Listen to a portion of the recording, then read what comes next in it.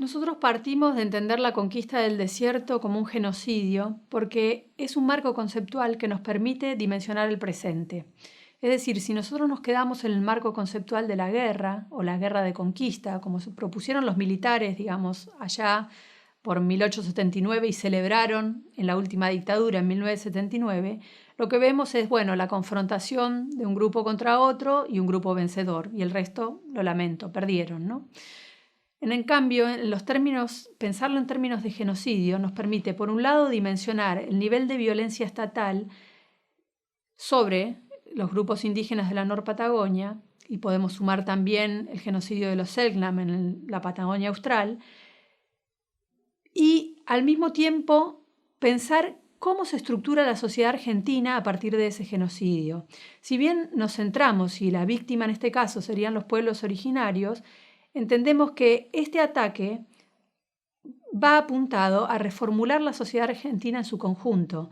¿Por qué desde entonces, digamos, nosotros los argentinos consideramos que nuestra sociedad es blanca y inmigrante y venida de los barcos, ¿no? Como construcción social ideal del argentino medio? Bueno, esta idea fue una idea trabajada políticamente desde este periodo en adelante. La Argentina como el país diferente dentro de América Latina, en donde lo indígena era parte del pasado, donde nuestros libros de texto escolares, donde nuestros museos nos cuentan que los indígenas son el pasado, están escritos en pasado, han sido borrados de la historia del siglo XX. Decía disciplinarmente, para mí como historiadora fue difícil introducir este tema en la academia y mucho más para los que vinieron antes que de mi propia experiencia. Entonces, esta desconexión total entre el presente de los pueblos originarios, su vigencia, su existencia, incluso con un reconocimiento constitucional, está quebrado a partir de esta construcción de sociedad argentina no indígena. Entonces, pensarlo desde los términos del genocidio nos permite, por un lado, dimensionar la violencia estatal y también ver a la sociedad argentina del presente.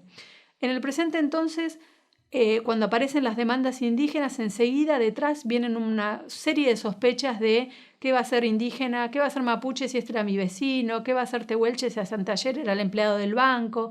Es decir, no se le quita agencia, se le quita la posibilidad de autorreconocimiento, a pesar, digamos, de la larga trayectoria de violencia que han atravesado generacionalmente, de la violencia social y de la violencia familiar que han vivido estas familias, que tienen, digamos, el coraje hoy por hoy de reconocerse como indígenas. Algo clave, digamos, en este proceso es el Estado argentino. Solo en el siglo XXI, a partir del censo del 2001, se preguntó quiénes eran indígenas dentro de su población. Es decir, nunca antes había considerado que en la población había esta diversidad. Y ni que hablar de los afrodescendientes, que es una pregunta posterior, es del último censo. Entonces, esto da cuenta, es un ejemplo que da cuenta cómo en nuestro imaginario no existen los indígenas y cómo esas demandas y denuncias del presente pueden ser fácilmente deslegitimadas, porque lo indígena es el cuadro de Rugendas de 1848, en donde el malón atacaba a la pobrecita cautiva blanca y quedaron en ese imaginario suspendidos, ¿no?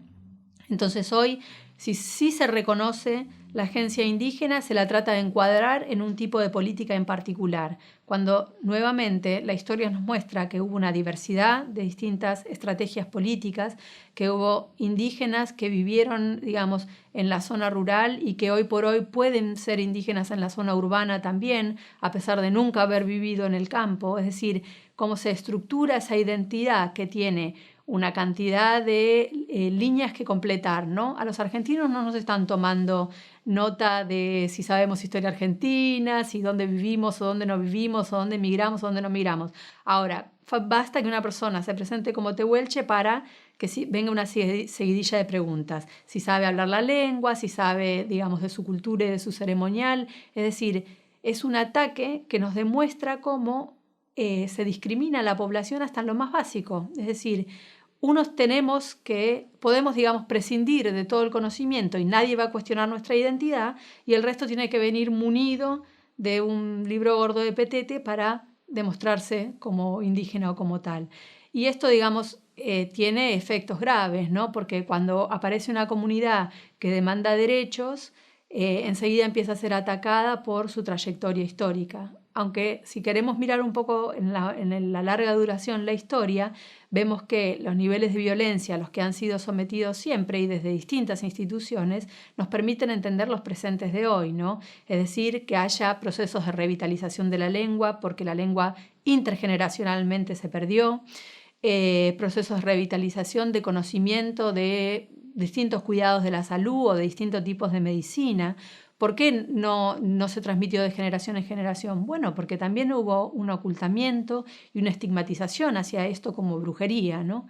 Entonces, hoy por hoy creo que estamos ante el desafío de poder ver y aceptar toda esa diversidad y entenderla también como política y fundamentalmente histórica, ¿no?